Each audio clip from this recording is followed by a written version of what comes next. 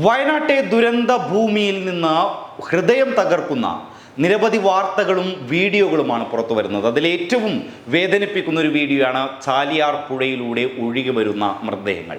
മലപ്പുറം ജില്ലയിലെ ചാലിയാർ എന്ന പ്രദേശത്ത് നിന്ന് ഈ ചാലിയാർ കടന്നു പോകുന്ന വഴിയിൽ നിന്ന് ഈ മൃതദേഹങ്ങളൊക്കെ കരയ്ക്കെത്തിക്കുന്നുണ്ട്.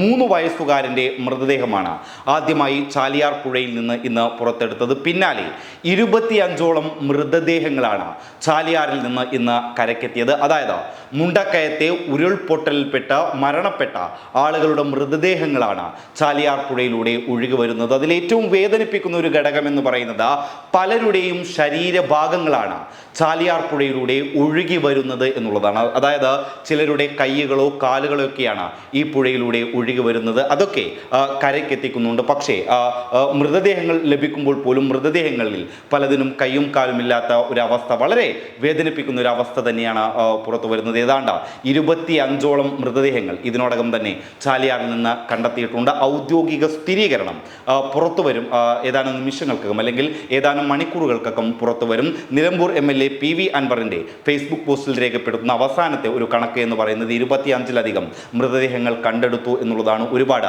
ശരീരഭാഗങ്ങളടക്കം ഒഴുകി വരുന്നുണ്ട്. അതേസമയം മുണ്ടക്കയത്തിലടക്കം വലിയ രീതിയിലുള്ള രക്ഷാപ്രവർത്തനങ്ങൾ തന്നെയാണ് നടന്നുകൊണ്ടിരിക്കുന്നത്. പ്രധാനമായും ഇന്ത്യൻ ആർമിയുടെ ഭാഗത്തു നിന്നുള്ള വലിയ രീതിയിലുള്ള ഒരു രക്ഷാദൗത്യം അവിടെ നടക്കുന്നുണ്ട്. എയർലിഫ്റ്റ് ഉപയോഗിച്ചും ഹെലികോപ്റ്റർ ഉപയോഗിച്ചുമാണ് ഇന്ത്യൻ ആർമി അവിടെ രക്ഷാപ്രവർത്തനം നടത്തുന്നത്.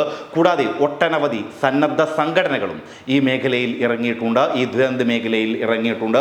കൂടാതെ ദുരിതാശ്വാസ ക്യാമ്പുകളിലടക്കം സാധനങ്ങൾ എത്തിക്കുകയാണ് മലയാളികൾ. ചുരുക്കി പറഞ്ഞാൽ വയനാട് വലിയൊരു ദുരന്ത ഭൂമിയായപ്പോൾ വയനാടിന് ചേർത്ത് പിടിച്ചുകൊണ്ട് വയനാടിലുള്ളവർക്ക് വേണ്ടി കേരളം ഒന്നാകെ ഒറ്റക്കെട്ടായി രംഗത്തിറങ്ങുന്ന കാഴ്ചകൾ തന്നെയാണ് നമ്മൾ കാണുന്നത്.